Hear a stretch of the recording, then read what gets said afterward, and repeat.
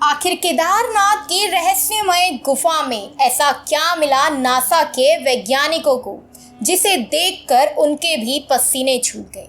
तो आइए दोस्तों, जानते हैं केदारनाथ की इस रहस्यमय गुफा के बारे में। आप देख रहे हैं अद्भुत मेरिकल। वीडियो में आगे बढ़ने से पहले हमारे चैनल को अवश्य सब्सक्राइब करें, साथ ही कमेंट बॉक्स में जय श्री केदार अवश्य लिखें। श्री केदारनाथ धाम भारत के 12 ज्योतिर्लिंगों में से एक है। ऐसा कहा जाता है कि यहाँ सीधे स्वर्ग से हवा आती है और ये उत्तराखंड का सबसे विशाल शिव मंदिर है, जो पत्थरों के शिलाखंडों को जोड़कर बनाया गया है। और ये ज्योतिर्लिंग त्रिकोण आकार का है और मंदिर के बाहर प्रांगण में नंदी बैल वाहन के रूप में विराजमान है। ये धाम मंदाकिनी नदी के किनारे 3581 मीटर की ऊंचाई पर स्थित है। इस भव्य मंदिर की स्थापना कैसे हुई, चलिए आपको विस्तार में बताते हैं।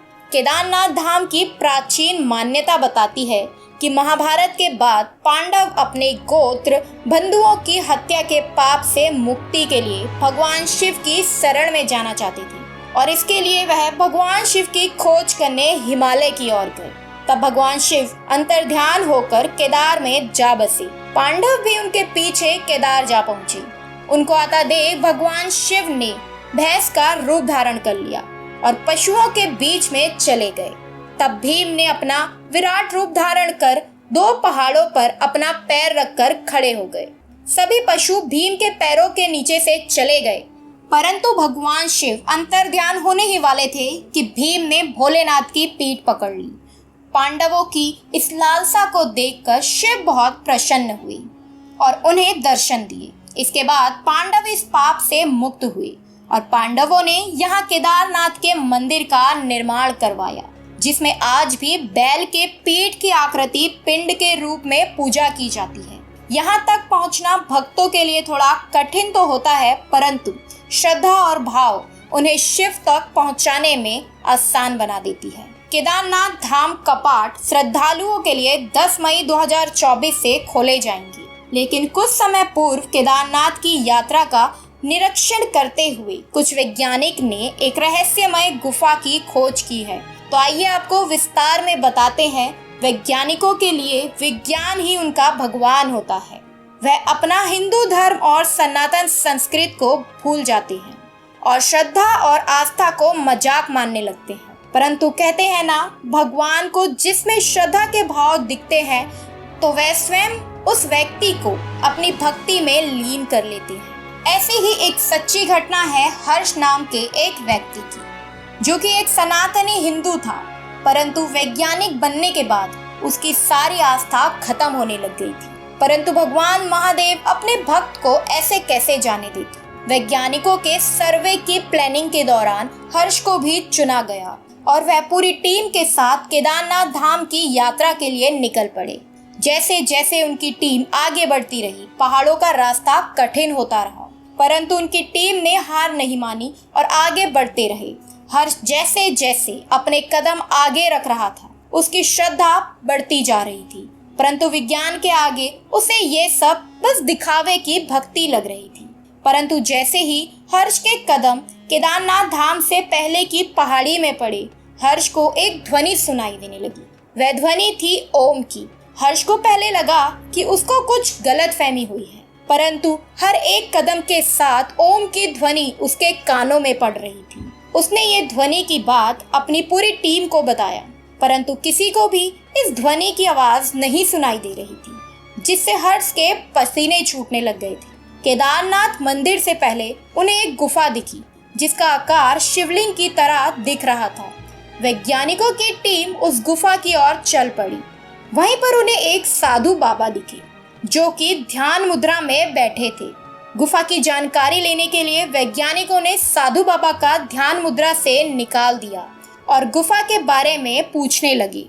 साधु बाबा बहुत ज्यादा गुस्से में आ गए थे, परंतु वैज्ञानिकों को समझाने के बाद वह शांत हो गए थे। जिसके बाद साधु बाबा ने हर्ष और उनकी पूरी टीम को बताया कि महादेव जी को देवों के देव हैं, उनके स्थान यानी श्री केदारनाथ धाम में कितनी शक्ति है। साधु बाबा ने बताया आज से 400 सालों पहले का रहस्य। 450 सालों तक कैसे बर्फ में दबा रहा केदारनाथ का मंदिर, और जब बर्फ से बाहर निकला तो पूर्ण सुरक्षित था। देहरादून के वाडिया इंस्टीट्यूट के हिमालय जियोलॉजिक वैज्ञानिक विजय जोशी के अनुसार 13वीं से 17वीं शताब्दी तक यानी 400 साल तक एक छोटा हिमयुग आया था, जिसमें हिमालय का एक बड़ा क्षेत्र बर्फ के अंदर दब गया था। उसमें यह मंदिर क्षेत्र भी था। विज्ञानी के अनुसार मंदिर की दीवार और पत्थरों पर इसके निशान आज भी देखे जा सकते हैं।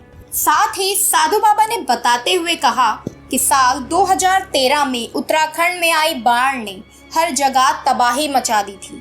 मंदिर के ठीक आगे एक भीमशिला मौजूद है। आखिर क्या है उसका रहस्य, ये भी मैं आपको बताता हूँ। साधु बाबा ने बताया कि भयंकर बाढ़ की वजह से केदारनाथ में भी हाहाकार वाला मंजर देखना पड़ा। केदारनाथ मंदिर से 5 किलोमीटर ऊपर चौड़ा बड़ी ग्लेशियर के पास मौजूद एक झील बन गई थी, जिसके टूटते ही उसका सारा पानी नीचे की ओर आ गया था और बिल्कुल जल प्रलय जैसा नजारा था। यहाँ के यात्रियों का कहना है कि 16 जून की शाम को उन्होंने अचानक मंदिर के पीछे के ऊपर वाली पहाड़ी भाग से पानी का तेज बहाव आते हुए देखा। इसके बाद तीर्थयात्रियों ने मंदिर में शरण लेना सही समझा। कैसे शीला ने मंदिर को बचाया। पानी, रेत, चट्टान और मिट्टी का सैलाब ने केदार घाटी को उजाड़ कर रख दिया था। पहाड़ों में धसी बड़ी बड़ी मजबूत चट्टान भी टूटकर पत्थर की तरह गिरने लगी थी। उस खतरनाक सैलाब के सामने जब कोई टिक नहीं पा रहा था, ऐसे में मंदिर पर भी खतरा मंडरा रहा था। केदारनाथ के लोग और साधुओं का माने तो मंदिर को किसी चमत्कार ने ही बचाया था। साधु बाबा ने बताया कि पीछे से पहाड़ बाढ़ के साथ तेज रफ्तार में एक बहुत बड़ी चट्टान भी मंदिर की ओर आ रही थी, लेकिन अचानक वह चट्टान मंदिर के पीछे करीब 50 फुट की दूरी पर ही रुक गई। लोगों को लगा जैसे वह चट्टान किसी ने हाथ से रोक दी हो, परंतु यह एक महादेव जी का चमत्कार था। चट्टान के सहायता से बाढ़ का पानी 2 भागों में बट गया और महादेव के मंदिर को आंच तक नहीं आई। स्वयं महादेव ने यह अद्भुत चमत्कार किया। यह सब सुनते ही वैज्ञानिकों के पसीने छूटने लगे। उनके मन में 100 सवाल उठने लगे, जिसके बाद साधु बाबा मंदिर की ओर चले गए और वैज्ञानिक भी साधु बाबा के साथ साथ सर्वे करने निकल पड़े। परंतु हर्ष वही था, उस गुफा के आगे रुक गया। वह उस रहस्यमय गुफा की ओर करीबन आधे घंटे तक निहारता रहा। उसके दिल और दिमाग में सिर्फ एक ही ध्वनि गूंज रही थी, जो कि थी ओम की ध्वनि। श्रद्धा और भक्ति हर्ष को उस गुफा की ओर खींची जा रही थी, जिसके बाद उसने ठान ली थी कि वह उस गुफा में जाकर रहेगा। हर्ष के कदम जैसे ही गुफा की ओर बढ़ रहे थे, उसकी धड़कनें तेजी से बढ़ती जा रही थी। वह जैसे ही गुफा के अंदर गया, उसे एक तेज रोशनी नजर आई, परंतु वह उसके बाद भी नहीं रुका और आगे बढ़ गया। जिसके बाद हर्ष को गुफा के अंदर एक नंदी बैल नजर आया, परंतु हर्ष को लगा कि वह गलती से उस गुफा में आ गया होगा और वह आगे चला गया। आगे जाते ही उसको तेज तेज से हर हर महादेव के जयकारे की आवाज आने लगी, जिससे हर्ष बहुत ज्यादा डर गया और वापस लौटने लगा। परंतु जैसे ही वह पीछे मुड़ा तो उसने देखा कि नंदी बैल वहां से गायब हो चुका था। हर्ष भागता हुआ गुफा के बाहर आया, परंतु फिर भी दूर दूर तक उसे वह बैल नहीं दिखाई दिया। हर्ष ने वैज्ञानिक के तौर तरीकों से जमीनों पर छपे पैरों के निशानों को चेक करा, जिसके बाद उसके पैरों तले जमीन खिसक गई। उसने देखा कि वह पैरों के निशान किसी जानवरों के नहीं, बल्कि किसी मनुष्य के थे, जिन निशानों में साफ साफ ओम की आकृति नजर आ रही थी। हर्ष यह चमत्कार देखकर समझ गया था कि उसने भगवान की भक्ति को छोड़कर बहुत बड़ा पाप किया है। हर्ष पूरी तरह से कांप चुका था, परंतु वह अच्छे से समझ चुका था कि यह सब महादेव जी का चमत्कार है। हर्ष वहां से भागता हुआ मंदिर पहुंचा और महादेव के दर्शन किए, जिसके बाद उसे सीख मिल चुकी थी कि विज्ञान से आगे भगवान है और हमें कभी अपना सनातन धर्म छोड़ना नहीं चाहिए। जिसके बाद हर्ष ने पूरी तरह से भक्ति शुरू कर दी थी और विज्ञान के साथ साथ वह पूरी तरह से भक्ति में भी विश्वास करने लगा था। सनातन धर्म की शक्ति को लेकर आपका क्या कहना है, कमेंट बॉक्स में जरूर अपनी राय दें और हमारे इस वीडियो को ज़्यादा से ज़्यादा शेयर करें। मिलते हैं ऐसी ही नए वीडियो के साथ।